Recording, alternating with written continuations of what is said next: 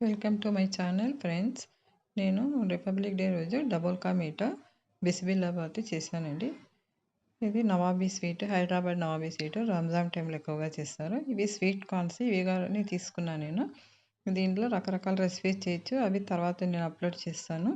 అలాగే బిసిబిల్లాబాత్కి vegetables cut చేసినప్పుడు నాకు ఎంతో అందంగా కనిపించినప్పుడు ఈ విధంగా సెట్ చేశాను.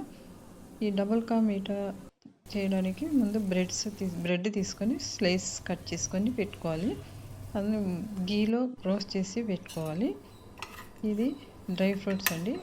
1 స్పూన్ గీలో డ్రై ఫ్రూట్స్ రోస్ట్ చేసి పక్కన పెట్టుకోవాలి. తర్వాత మనము మిల్క్ని బాయిల్ చేసి అందులో షుగర్ వేసి కొద్దిగా ఇలాచీ వేసి బాగా బాయిల్ చేయాలి. మిల్క్ సగం అయిపోవాలి.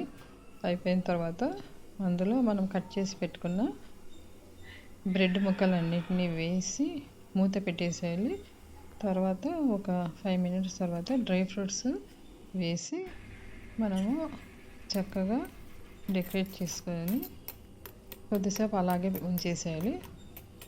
తర్వాత ఒక హాఫ్ అన్ అవర్ తర్వాత సర్వ్ చేసుకోవాలి. చాలా టేస్టీగా ఉంటుంది. బ్రెడ్ తినని వాళ్ళు ఈ విధంగా చేసుకొని తినచ్చు. మంచి స్వీట్, హెల్తీ స్వీట్ కూడా.